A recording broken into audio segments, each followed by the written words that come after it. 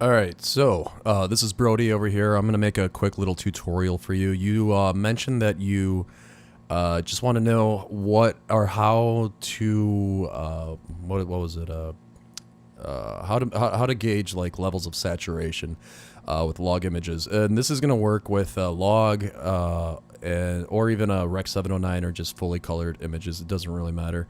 It's the same exact concept. If you want, I'll actually even desaturate this image. This is a red dragon, I believe. And so, actually, yeah, just for demonstration purposes, I'm going to desat everything with the color finale. And let's see, where am I at? Let's see. So a log image would be roughly something like this, right? All right, cool. And obviously the it would be raised technically like that, whatever, something like that. But anyways, I'm gonna reset that. All right. Okay, so let's pretend that we have a log image, okay? And by the way, this is recorded. I'm not going to be editing anything. If I made any mistakes, it's because I did. All right, no editing. All right, let's move on. All right, so the best way to do this is to open up your Vectorscope. So you have your waveform that's for like gauging exposure, and sometimes people use it for doing white balance and all that cool stuff. But for saturation, what we're going to do is we're going to use the Vectorscope. All right, and so what you got to do is imagine. Okay, I'm just going to give you a brief lesson on what the Vectorscope actually does and measures. Okay, so what you have is you have like this is yellow, you have your reds, you have your magentas, blues, cyans, and greens. All right, this is your flesh line.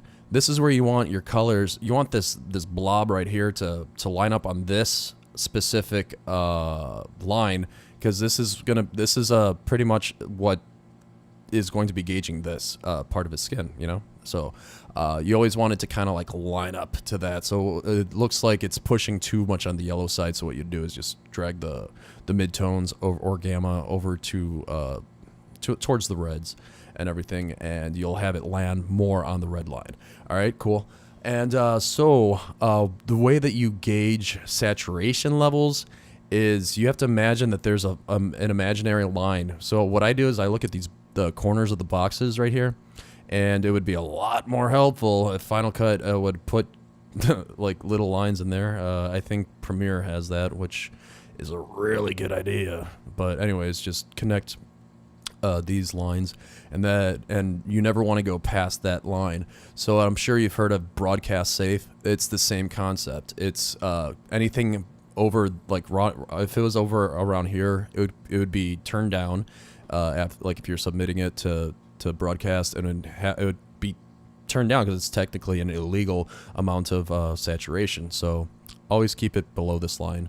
Same thing here, same thing here, same thing here, and yes, you guessed it, right there, and finally right there. Yeah. All right, so as you can see, saturation is completely gone, right? The blob disappeared. And so the more I raise it, you're going to see that it's going to start pushing towards that area that I mentioned, right? So like that little imaginary line. See how close it is right there? And it's already looking pretty saturated to me. So in my personal taste, okay, let me put it this way. Technically, you could push it all the way to roughly around here. To me, it looks too saturated. So right now, you're kind of like using an artistic judgment at this point. But to address your question, how do you gauge it? Technically, you could push it a little bit further. So let's try it out. Let's see what it looks like. Might look bad. Might look good. I don't know. Some people might like that. I don't know. I personally don't. So yeah, you could tell that that's pretty much as far as I'd push it with saturation levels. And so all you have to do is just remember imaginary lines, imagine your flesh line, and all your colors are represented in the Vectorscope itself. So this image is clearly saying that things are more yellow. Things are clearly, yeah, just straight up. There's very little green. I honestly don't see any to the naked eye, like just like looking at the image. So that's why you look at the scopes, because the scopes they speak binary. So let's see. Yeah, so let's go through these colors. Cyan, Literally nothing. I don't see anything. That's why the scope's showing absolutely nothing, and nothing's pointing towards cyan. If it was, check this out. I'm going to point this towards cyan. Actually, I'm going to take the highlights. So, yep, there you go. That's what the image would look like with a little bit of cyan. Yeah, it looks horrible, but this is the scope's telling you that, you know, like that you're pushing things to cyan. Cool. So I just wanted to give you a brief tutorial, a short one, technically long, on the Vectorscopes. All right, buddy. Take care.